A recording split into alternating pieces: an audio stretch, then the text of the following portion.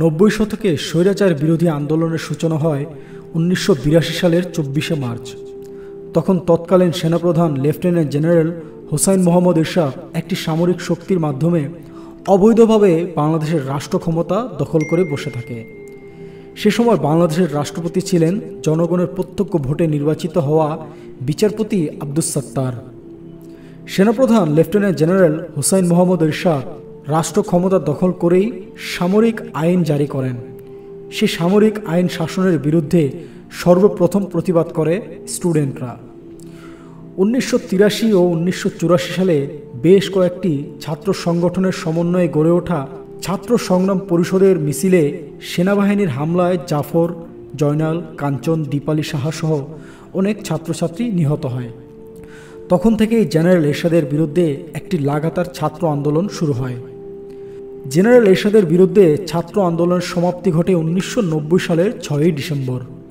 ১৯৯০ সালের ১০ই অক্টোবর জিহাদ নামে একজন স্টুডেন্ট পুলিশের গুলিতে নিহত হলে সেই মৃত জিহাদের লাশকে কেন্দ্র করে ঢাকা বিশ্ববিদ্যালয়ের অপরাজেয় বাংলার পাদদেশের তৎকালীন ক্রিয়াশীল সকল ছাত্র সংগঠনের নেতৃত্ববৃন্দ সেখানে উপস্থিত হয়।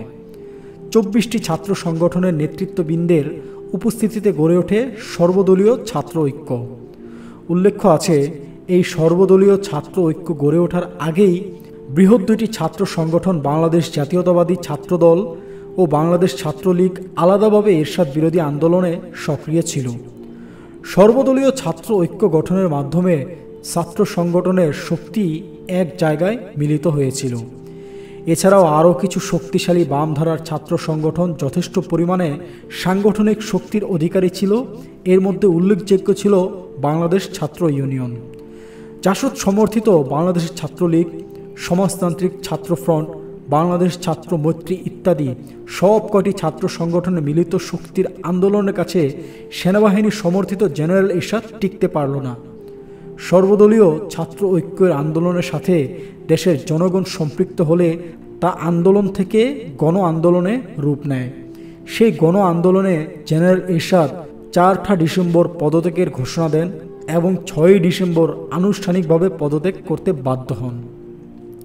দীর্ঘ ৯ বৎসর পরিচালিত আন্দোলন ১৯৯০ এসে গণ আন্দোলনে রূপ নেয়। সেই গণ আন্দোলনে এরশাদ পদত্যাগ করেছিল। ইতিহাসে তা ৯০-র আন্দোলন হিসেবে পরিচিত। ১৯৯০-র আন্দোলনে সফল সমাপ্তি ঘটেছিল মূলত ছাত্র নেতাদের দৃঢ়তায়। তৎকালীন ছাত্র নেতারা নিজ নিজ রাজনৈতিক পিতৃ সংগঠনের নির্দেশ উপেক্ষা করে সকল আপোষকামী প্রস্তাবের বিপক্ষে দৃঢ় থাকায় ৯০-র আন্দোলন সফলভাবে সমাপ্তি ঘটেছিল। আন্দোলনে কবি ও কবিতা।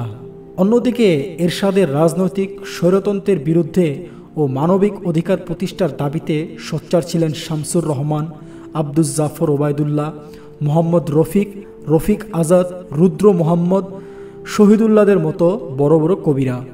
খোলা কবিতা নামে জাহাঙ্গীরনগর বিশ্ববিদ্যালয়ের ইংরেজি সাহিত্যের শিক্ষক কবি মোহাম্মদ রফিক একটি নিষিদ্ধ কবিতা লিখেন।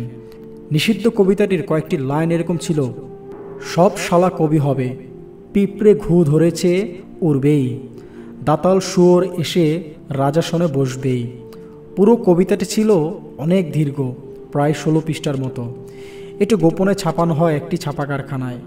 নিউজ প্রিন্টে এক ফরমায় ছাপানো সেই কবিতা গোপনে বিলি করেন মোহাম্মদ রফিকের ছাত্রছাত্রীরা।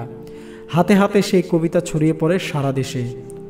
পুরো ঘটনা বিশ্লেষণের মাধ্যমে একটি বিষয় পুরোপুরি ক্লিয়ার হয়। এই দেশে স্বৈরাচারী শাসক নতুন কিছু নয়। সমাজ সৃষ্টির শুরু থেকে আজ অবধি ক্ষমতার লোভ লালসা সব শাসকেরই ছিল।